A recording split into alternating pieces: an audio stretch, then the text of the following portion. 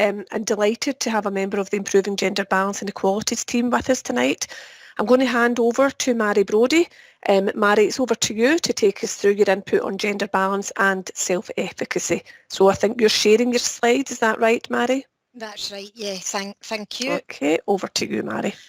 Do you see that now? Yes, I can see it perfectly well, thank you. Excellent, thank you. So you're not actually needing to sign in on the register. So welcome everyone to the webinar. I've just been introduced, so I'm part of the Improving Gender Balance and Equalities team with Education Scotland. And we've also just gone over the protocol, so I'll just skip by that as well. Also already mentioned a safer space. I use binary examples to highlight the issues so that we can identify and talk about gender stereotypes, but we recognise that gender and sex aren't binary and they exist in a spectrum, but just to highlight that from the start. I also want to highlight that although I'll be mostly talking about gender, there are other characteristics which experience similar stereotyping and unconscious bias, and we hope that what we talk about can be extended to these. And it's important to remember that where different characteristics intersect, it can cause layers of disadvantage. We want to approach these topics with support and sensitivity. They might be triggering for some, and everyone will have had different experiences, and if there is anything that you'd like support with, then please get in touch at the end. And finally, we want the sessions to be a non-judgmental space for us to learn and grow together. We're not going to all have the same kind of views, so just if you could remember that in any interactions, please.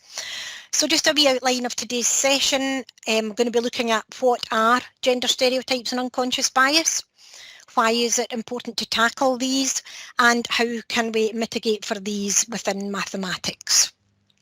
So a wee bit about the team before I get started. The Improving Gender Balance and Equalities programme is working with school clusters to explore and assess interventions to address gender imbalances in participation, curricular preferences and learner pathways at every stage, and that's from age 3 to 18. Children receive and absorb gender stereotype messages about what they can and cannot do as a girl or as a boy from a very early age. Research strongly suggests that there's no inherent difference between girls and boys which should limit their interests, capabilities or ambitions, and yet we recognise that subject choice and many subsequent work and life choices are highly gendered. Our approach is a whole establishment one, trying to tackle the root causes of gender imbalances in a sustained and embedded way, because that's what's going to make the difference in the long term. There are inherent barriers to all young people accessing the same opportunities. Sorry about the noise, I live in Lossiemouth and that's the RAF flying. So while young people shouldn't be coerced into making any particular decisions, if we just adopt the attitude that young people are able to choose whatever they want for themselves, that won't actually be enough to counteract the problem. So I'm going to ask you to go to Menti, menti.com and put in the code 44299597. Hopefully somebody will pop that code in the chat. I can't see the chat pane because I'm sharing the slides. So what I'm going to ask you to do, it's going to ask you to do two things. The first is to write down words that you might associate with girls, and the second is that it's going to ask you to write down words associated with boys. The aim is to create word clouds, and it's important for you to go with the first things you think of. If the words that pop into your head are leaning towards stereotypes or maybe even a wee bit offensive, do please still feel free to put them in, because it's important for us to identify what the stereotypes are, and that gives us that starting point for discussion. So I'm going to stop sharing here and I'm going to bring up Menti now. If you're not able to go onto Menti, you could pop your 3 words in the chat pane. Just bear with. Do you see that now? That's it now, Mary. Yeah, good. Thank you. Bit of a technical issue there. You've probably used word clouds before, but the bigger the word is, the more that people have said it. So we can see pink, pretty, creative, caring, dolls,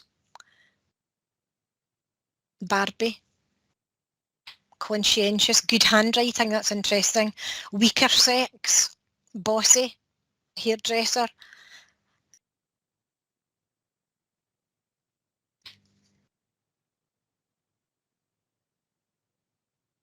Emotional, yeah. Gossip, dainty, sensitive.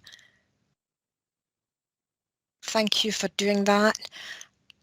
And hormones, motherhood.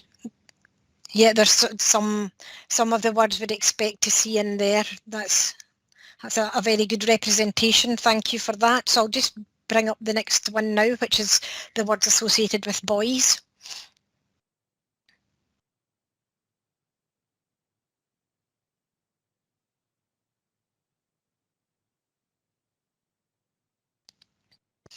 Naughty.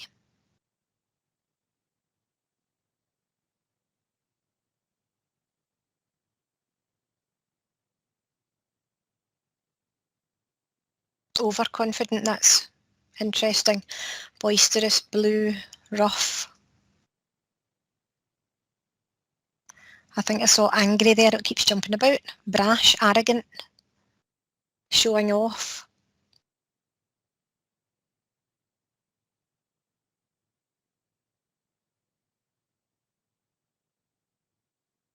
PE.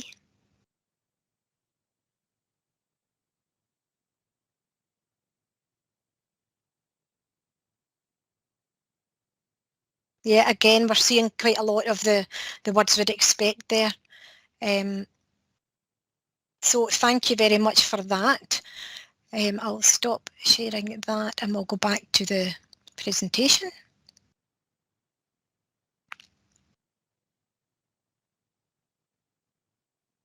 Okay, do we see that again?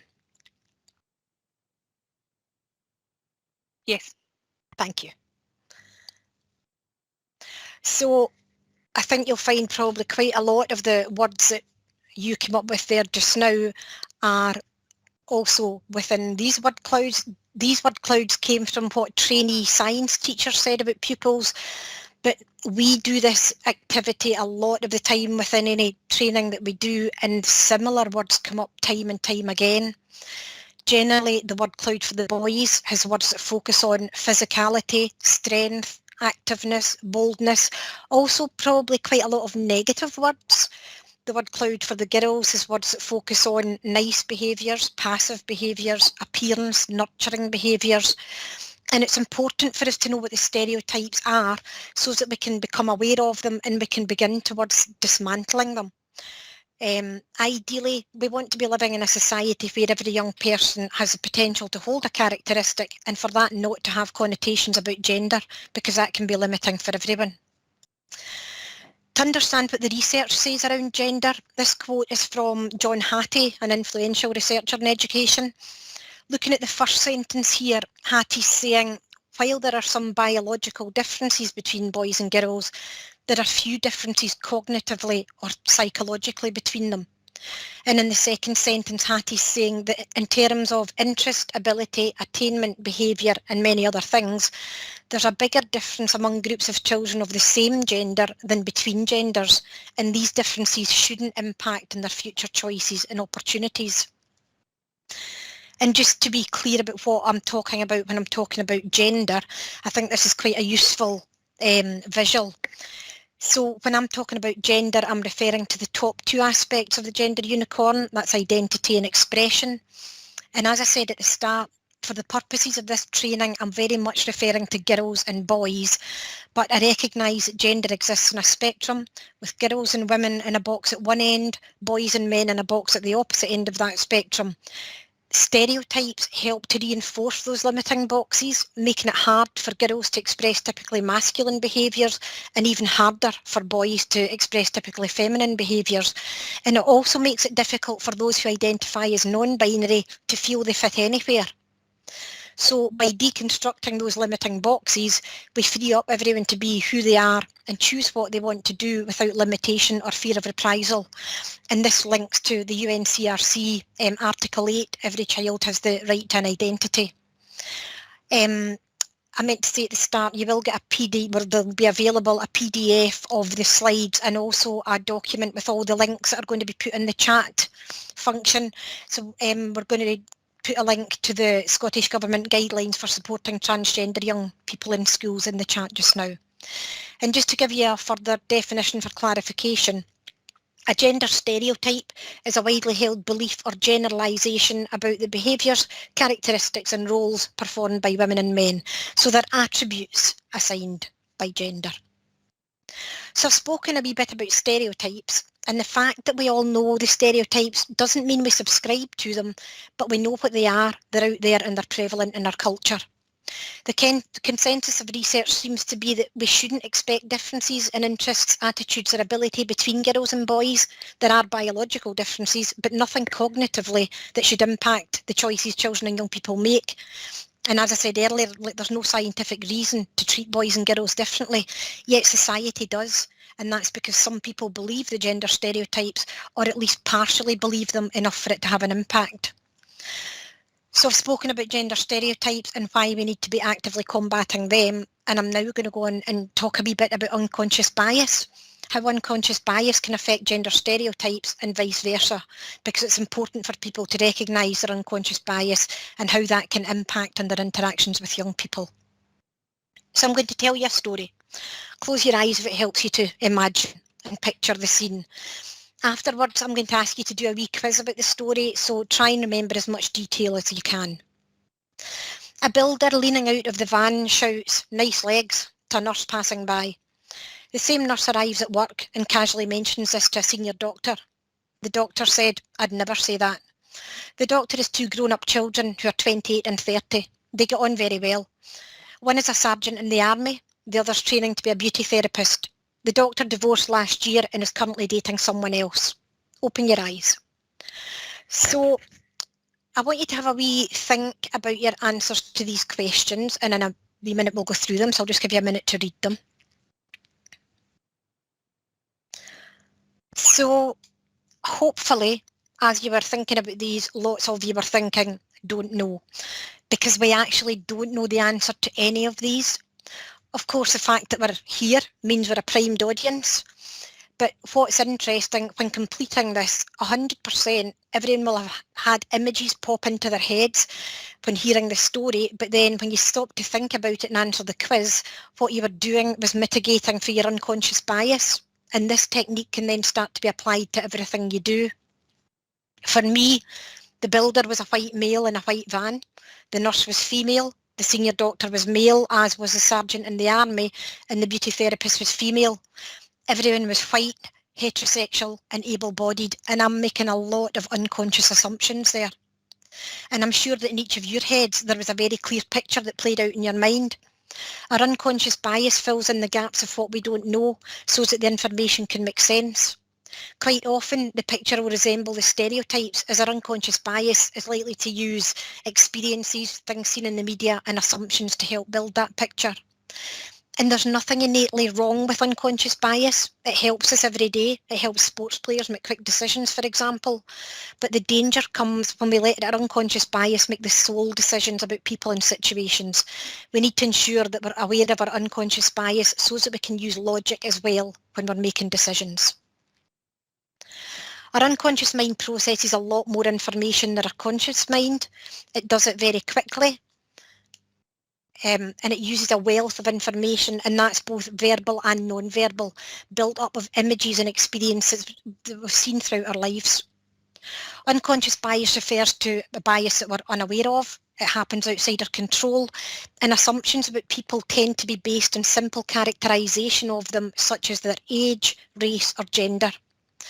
And unconscious bias can often be in direct opposition to a person's actual values or beliefs. It can also lead to affinity bias, whereby we treat someone more favourably because they're more similar to ourselves.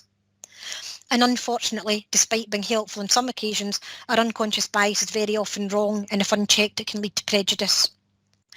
Conscious bias is a reflection of a person's feelings and values, and it involves active discrimination, exclusion or harm to another person or group of people. It can also present as tokenism. An example of this could be when someone behaves in one way where they've got a relationship with an individual or a group of people, but when outside of their job role or within wider society, they possibly have, for example, racist views. The concept of unconscious bias is more palatable because it happens out with our control and it doesn't align with our values. However, reflection on our unconscious bias should also lead to us reflecting on our conscious bias, and that might involve exploring our value and belief systems, how they were formed, and whether these have been influenced by prejudiced and unequal structures that excuse harmful behaviours and attitudes towards particular people or groups of people. In education, a learner's or a practitioner's bias around gender is likely to have an impact on well-being, confidence, participation, attainment and achievement, as these assumptions can create generic expectations for girls and boys. And that can be harmful, because then some girls and boys might be subtly influenced in thinking they should do some things, shouldn't do other things, are good at some things and bad at other things. So now that I've provided a bit of an introduction, I'm going to ask you to have a wee think about why you think challenging gender stereotypes and unconscious bias is important. So I'm going to stop sharing so as I can see the chat pane. So if you've got any ideas around that, if you could just pop any ideas in the chat pane.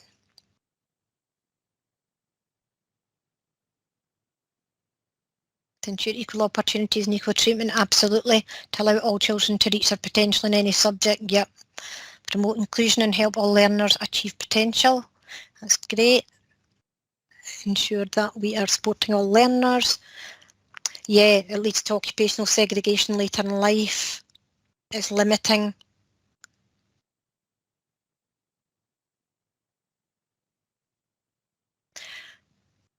Really good ideas. Yeah, I like that. Young people are capable of anything and it doesn't matter what their gender is. Challenge societal norms. That's excellent. Thank you very much for that.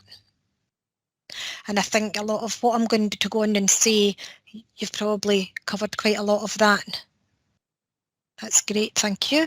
So I'll just go back to sharing again. And hopefully you can see that. There we go. Please let me know if you can't see that. I'll carry on otherwise. So gender stereotypes can have a negative impact on health and well-being. You've maybe noticed differences in health and well-being between boys and girls, and quite often these become more pronounced as they get older. From a young age, boys are told boys don't cry, so they then suppress their emotions because they've been made to feel that being upset or emotional is feminine, and instead they'll quite often express themselves via anger. Also, from a young age, boys tend to be played with in a more physical way. There's an expectation that they're going to be running around all the time. Girls are often involved in less rough and tumble or physical play, which has resulted in teenage girls, in comparison to boys, being much less physically active, which then can lead on to having impacts on mental health and well-being. Also, girls tend to be raised to be the compliant, quiet ones that take up less space, and this compliance can then mean that they want to please, so they put extra pressure on themselves when it comes to schoolwork and other achievements, leading to poorer mental health in teenage years.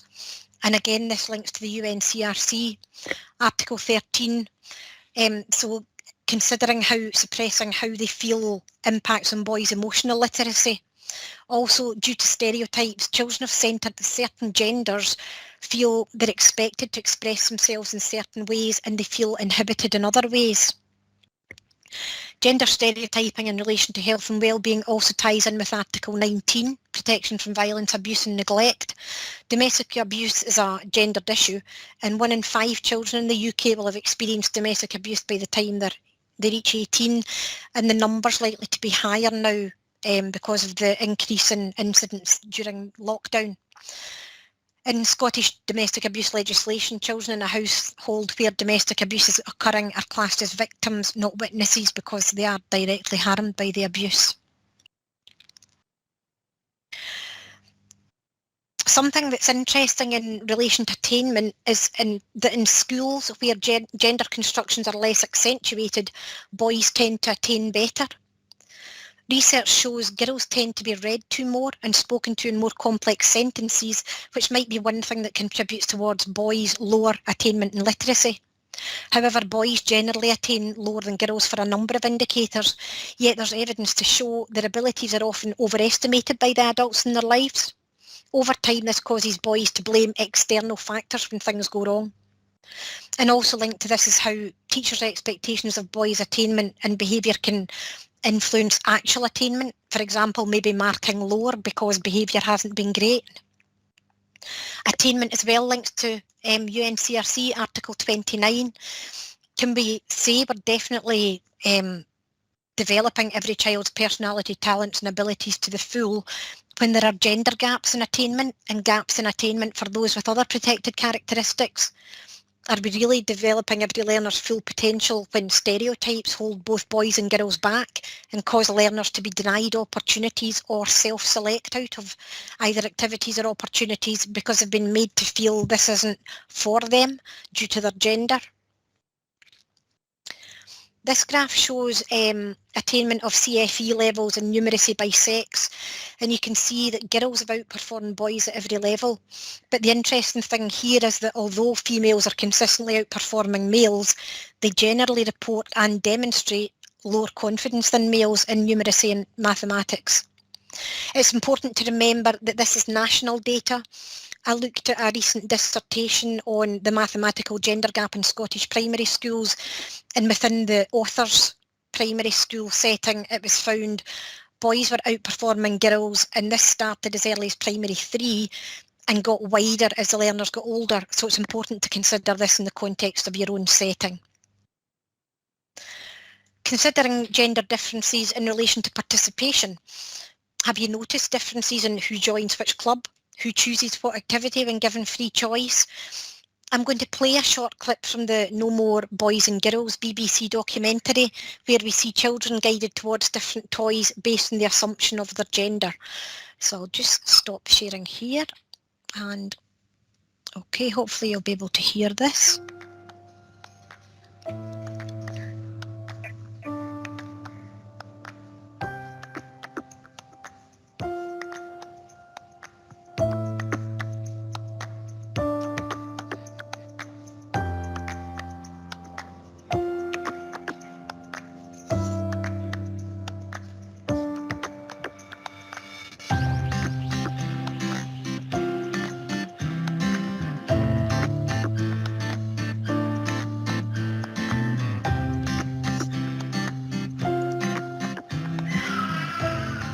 Look at this.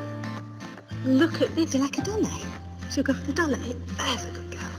You're a good little girl, aren't you, Sophie? Look, what does this say? Sweet dreams. Sweet dreams. Ooh, look at this, Sophie.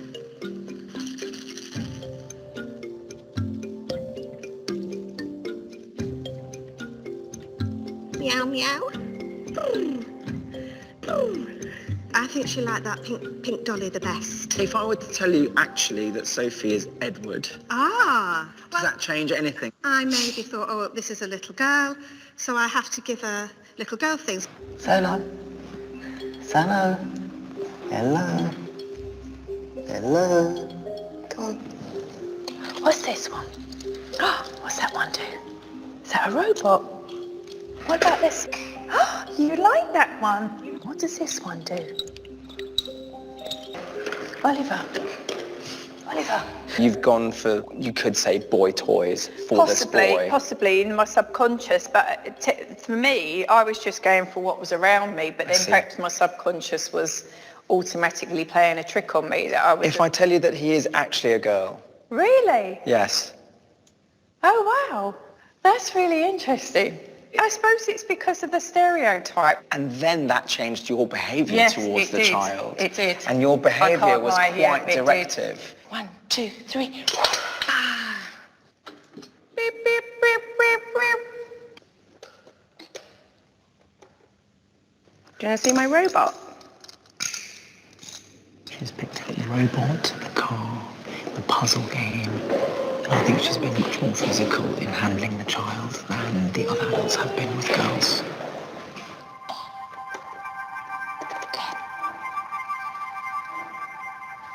That really astounded me because I thought that I was somebody that had a really open mind. Surprise.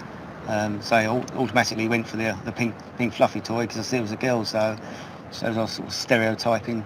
I've always thought I was rather more open-minded than that, and I would think, you know, these are children's toys, whatever the gender. It will make me think the next time I'm with a child, so my niece or my nephew, to make sure that I am actually being sort of fair and equal with all of them, and just giving each child an opportunity to just be whoever they are.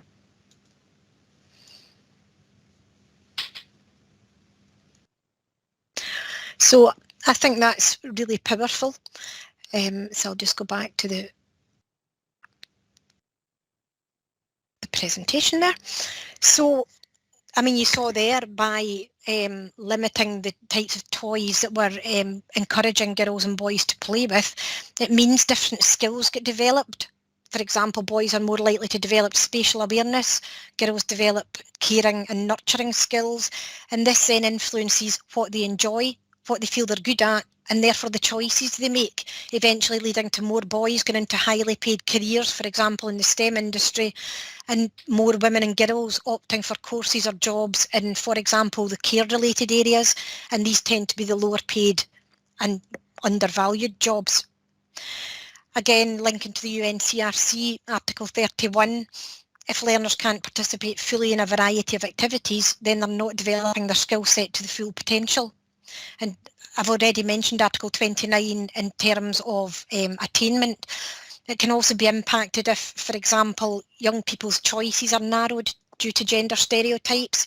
At secondary level, traditional timetabling columns can reinforce this, but at all levels, things such as how the subject's spoken about, images included in the course, the context of questions in textbooks or worksheets, all have the potential to reinforce stereotypes.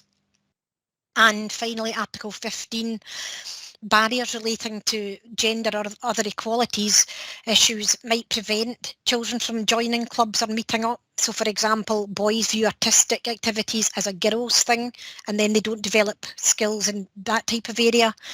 And also the gender policing that goes on from children themselves can prevent access to activities like that, that kind of feeling that the way they'll say, no, this is for boys only, and that makes the girls feel unwelcome, or the other way around. Related to participation, this graph shows the percentage of entries to higher STEM subjects that are male over the last 30 years. Sitting at around 50-50 there are chemistry and maths, but it's worth saying that although there appears to be more of a balance in maths and chemistry, anecdotally, when the learners are asked why they took the subject, boys have a tendency to say it's because they're good at it or because they enjoy it, and girls have a tendency to say they were told they needed it for a certain career. And the reason behind their answer can have an impact on how a learner might cope with learning, teaching and assessment. So even seeing a near balance in those subjects doesn't necessarily mean that the impact of gender stereotyping has been removed. And what's striking about this graph is there's very little change in numbers over the last 30 years, despite many interventions. However, we can just note there towards the end, there's a bit of a trend showing a decline in the percentage of males in relation to females. So hopefully the balance might be changing. And this isn't just seen in STEM subjects, but across the school, with lower numbers of boys taking what is deemed as creative subjects, like arts and languages. And by the age of 7, ideas about what young people can and can't do become fairly fixed. So the younger we can help to remove these limitations, the better. So thinking about all the things I've just said, I want you now just to take a bit of time to have a think about any differences you've noticed in children of different genders in terms of well-being, participation or attainment in maths and numeracy. And again, I'll stop sharing, and if you could maybe just write any thoughts that you have in the chat pane, I'll just give a couple of minutes for that.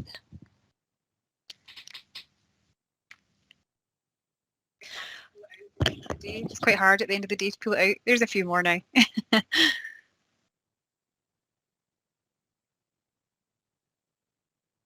No, I'm not. I'll just carry on just now, and then when I stop sharing at the end, I'll see if any comments have come up. Do you want us to read them out to you, Mary? Oh, I was able to see the chat pane, but I couldn't have comments come up. Yeah, so there's some people saying noticing more maths anxiety in girls, more maths anxiety in girls compared with boys, boys choosing to play in things like the block and construction corner, don't see any differences in P5 but have spent 10 years in nursery to develop a non-gender view in maths, not recognising in current context, think Playbase has been helping with this. P2 can't see very many obvious differences, more encouragement needed for girls when starting a STEM topic or exercise, girls believing that they're no good at maths, boys confident sharing their answers even when unable to explain their answers, girls more eager to participate, kind of being helpful, boys choosing more construction, girls reluctant in PE with football. Why do we always play boys' games? That's great, thanks Yvonne. And some of that stuff there, particularly around the confidence, I'm going to go on and talk about, so I'll go and share again now, thank you. So, and the comments there showed gender stereotypes can also have an impact on confidence. This is a graph which asked pupils if they thought they could answer the maths question. So it wasn't about whether they actually got the answers right or not, it was all about self-belief. The graph depicts the gender differences in mathematics self-efficacy. It shows the average percentage of students who reported that they could solve certain mathematical problems in different contexts. So the blue bar shows the percentage of boys who reported they could do something, and the diamond shape represents the girls. Where the diamond's black, it means the differences between boys and girls are statistically significant. As you can see, as soon as the questions are put into an unfamiliar context, all learners become less sure that they could answer them, but this is particularly significant for girls. The more unfamiliar the context, the less confident girls are on average. So slightly fewer of the girls reported they could understand graphs in newspapers or use a train timetable, but that reduction was even greater when the problem was put in the context of petrol consumption of a car. This can then suggest that girls have a lack of confidence in applying knowledge and therefore thinking like a scientist. On the whole, boys had higher levels of belief in themselves than girls. The only questions where the girls were just edging the boys were the questions that didn't have a context. I would argue that is quite possibly a result of gender stereotyping. Thinking about how gender stereotyping is reinforced in society, and especially considering the data we already talked about and looking at the stuff that we saw there with the toys, it builds up and reinforces the stereotypical idea that girls aren't as good at maths as boys. And with girls potentially not having the confidence to unpick unfamiliar contexts, maths anxiety increases the likelihood that they'll give up more easily or not even attempt the question. So I'm going to ask you to go back into Menti again and just write down any views you have. It's just an open question in relation to the question, who or what do you think influences whether a child is interested in maths? And again, I'll stop sharing and share the Menti so as we can see what comes up. Okay, hopefully you can see that now. Yeah, parents definitely. Parent confidence in maths, that's an interesting one. I presume you're thinking the more confident that parent is, they're likely to have a more positive influence on the young person.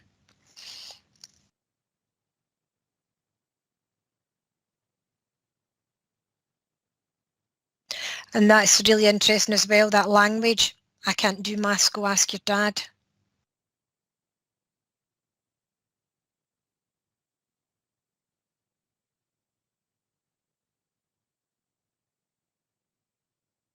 Parents' career choice. Teachers' confidence, yeah, that's something I'm going to mention as well. And encouragement at home, so important. Their perceived ability, that's an interesting one.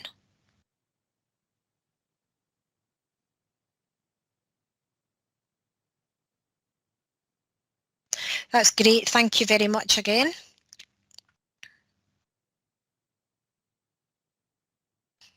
think quite a lot of people agreeing. It seems like parents is the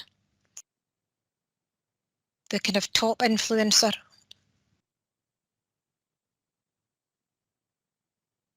Do you see the presentation again now? Yes, I can see it. Yep. Yeah, thank you. So STEM, which obviously includes maths, is perceived to be only for the very clever. And that's a problem in itself. But there's a further problem with who perceives themselves and is perceived by others to be clever.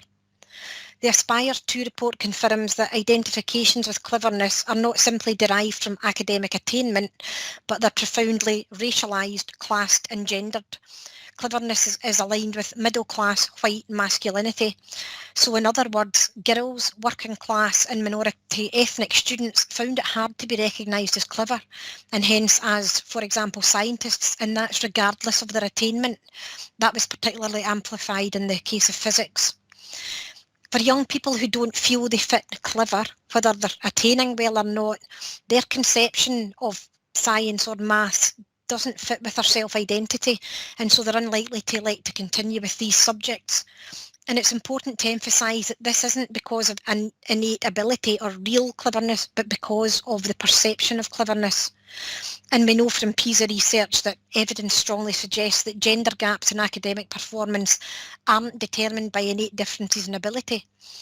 And we can begin to see that the cultural depictions of gender roles and the cultural depictions of STEM or science act as a significant barrier to many learners.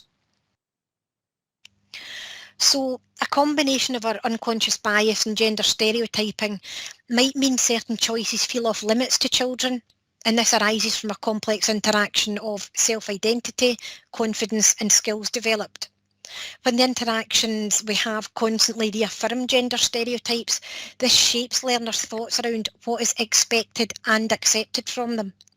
This has got an impact on their beliefs and behaviour and ultimately their emerging self-identity. If children are directed towards particular toys or activities, or they self-select out of particular activities because they've picked up that these aren't for them, then they're missing out on the opportunity to develop skills in these areas. And as educators, you might be able to influence that in your work with young people. Girls and boys are subtly, and sometimes not so subtly, guided in different directions.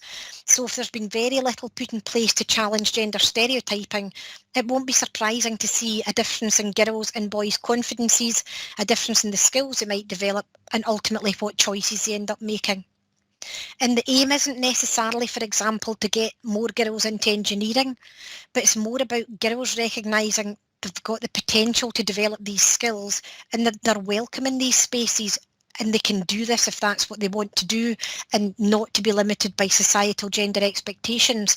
And it's just as important the other way around for boys to feel that they can go into, for example, early years education where we see a very low percentage of boys.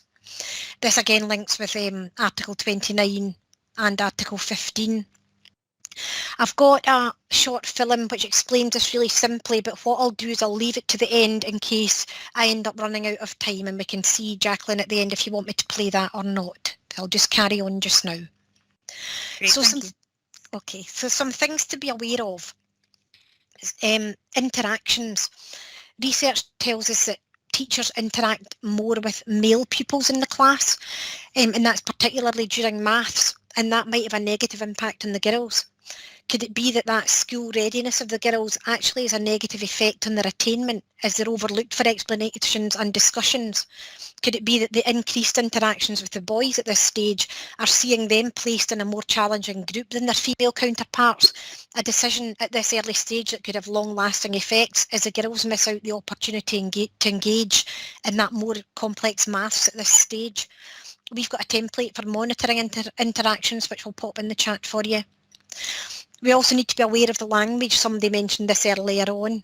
Things like, I'll be really proud of you if you manage to complete this tricky maths question. I wasn't great at maths when I was at school. And this type of thing confirms to learners that maths is a difficult subject. Resilience is something to be aware of. What do learners do when they get stuck? What do teachers do when children get stuck? So having stuck techniques helps build confidence and independence in learning, and setting up that ethos where it's okay to ask for help helps to build that confidence as well. Trying to include a variety of contexts and activities within maths that interest and engage all learners. Also relating mathematical skills to the world of work is important.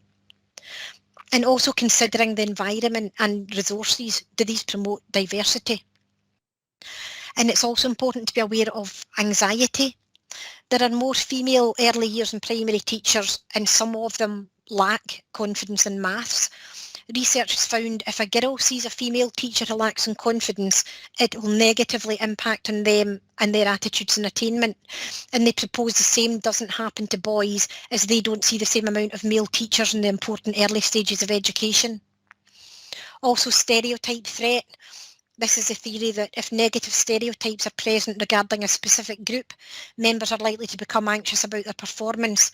So if girls have picked up the stereotype that they're not good at maths, they're likely to be more anxious with anything to do with maths, and past success doesn't prevent this threat. So, for example, high-performing P1s might suddenly feel inhibited later on in school.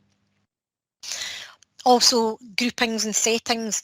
In the dissertation I mentioned earlier, although this was only one school, they found that there tended to be more boys in the top sets relative to the proportion of boys in the class. This affected the sense of belonging of girls and their self-confidence. If they're seeing more boys in the top sets, it'll be harder for the girls to identify with this. Things like introduction of flexible groupings is a possibility, like allowing the pupils to set themselves the right level of challenge within a number of the mathematical organisers. Boys are likely to challenge themselves because they've got a higher opinion of their abilities, but it's important to support the girls to develop this self-confidence as well. Also, misgrouping could be happening, as teachers might have erroneous negative perception about the girls' mathematical ability, and that might be reflected in the groupings at this early stage. And it's also important to start early. A longitudinal study concluded that a small difference in early achievement could lead to large differences later, and with regard to interest and confidence. So if girls feel they're underachieving in primary one, that could have long-term impacts throughout education.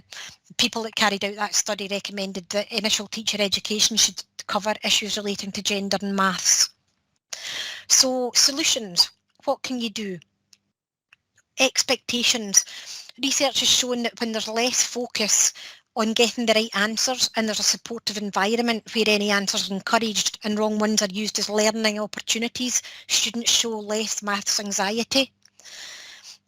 Constant reflection about your own unconscious bias. We've all got it, and it's important to be asking ourselves if our unconscious bias has been communicated at all through either words, body language or tone of voice. Using that language, like saying equally as good. If we say girls are just as good as boys, that's putting the boys as a benchmark. And considering which learners are being interacted with more during maths, and that could be part of an observation. Also asking the children, again, that ties in with, learner voice with the UNCRC, asking about their attitudes and enjoyment of maths and seeing if this is related to attainment. Increasing the visibility of positive female role models within mathematics around the school. And the great thing about female role models is that whilst they boost the confidence and attitude of girls, they don't appear to have any negative impact on the boys. And this means that female teachers in the school, as well as mums and grands and any female relations, they need to try and ensure that this attitude of I'm not a maths person doesn't permeate from them, and that might require an element of acting. And it's also important for the same reason that parents and carers understand the impact and influence that they could have in dispelling the maths stereotypes and anxiety. And the key to all of this is early and continued intervention. I'm just going to finish this from this dissertation that I spoke about. I think it's quite a nice quote. As an adult, how many notable female mathematicians can you name? Imagine now that our 5-year-olds could name you 5 and the impact that they have had in the world. Imagine the girls in the school saw older girls who radiated confidence in mathematics visiting their classroom to deliver a lesson on fractions or multiplication. And imagine the girls in the class sitting in group 1, raising their hands to answer questions confidently as often as the boys. This will be on the links sheet that you get. And that's other resources that will be on as well. We've got a national awareness raising session on Thursday if anyone wants a wee bit more about gender balance and the effect on wellbeing, participation and attainment. And you'd be very welcome to join. We would love you to join our Improving Gender Balance and Equalities Network. You just go into Glow, join or create a team, and then you can share practice there. We share resources, we have drop-in sessions, and on the code there it's a 0, so PHGV0CY. And thank you very much for listening. I see what the time is there, and I'm thinking, Jacqueline, you probably don't want me to go ahead and play that last video, but it's on the links. How long is the video, Mary? I think it's about 4 minutes. I think we maybe be okay for time. I think it'd just be nice to round it off if that's okay. Yeah, I'm happy with that. So I'll go on and do that just now then.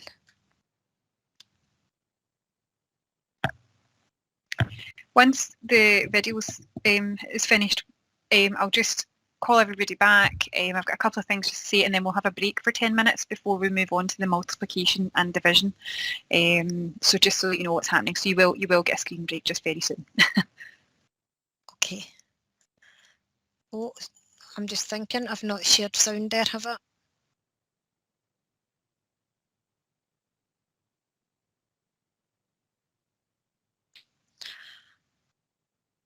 Sorry.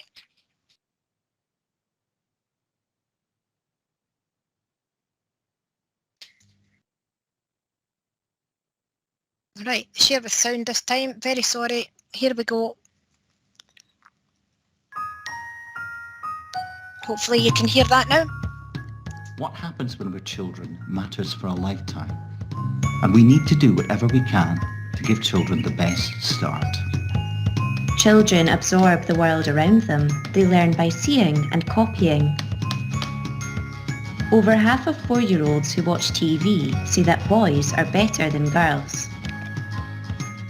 These gender stereotypes creep into children's lives very early on, and children see, hear and experience them everywhere, all the time. Stereotypes are harmful and they limit all children. They can lead to them failing to develop certain skills. Girls can be less likely to develop problem-solving and spatial skills, while boys can struggle with sociability and caring. As adults, we play a huge role in how children develop and socialise. Setting a good example is a great start, but we need to do more to actively challenge gender stereotypes too. Children need to know that there are no boys or girls' emotions or activities, and that it is okay for boys to cry and for girls to express anger. We should encourage boys to play with dolls, dress up, do crafts or have quiet reading time. And support girls to be active, get messy, to be loud and play with science toys. Small actions can make a big impact and help children to be themselves, embrace their emotions and explore their abilities.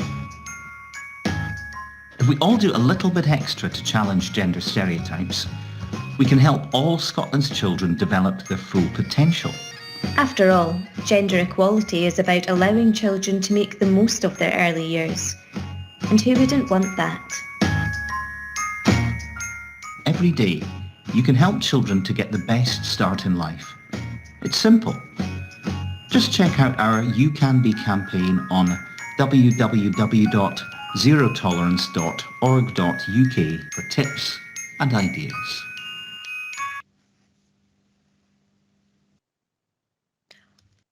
Okay, there we are. I think that explains it fairly well and succinctly. Mary, that's been absolutely amazing. Like, really, really do appreciate you coming along. And I think for me, the very first time I heard this presentation, it really made me stop and think about my own approaches when I was teaching and even just going forward. And I think I know that it will have given people real food for thought to consider tonight. What, Mary does have an evaluation, but I've asked her not to send it out just now, just because we're doing our midpoint evaluation of the whole programme shortly. But what I will do tomorrow is I'll email out a PDF of the slides and the links, and also a link to the evaluation. So we would really appreciate if at some point over the next week you could complete that. That would be amazing. But thank you so much, Mari. I don't see any questions in the car park. I don't see any in the chat either. But what you can do is, even if you want to post them in the car park, we can always pose them to Mari and stick the answers in there after. But no, thank you. Thanks so much for coming along. You're very welcome. Thank you for listening.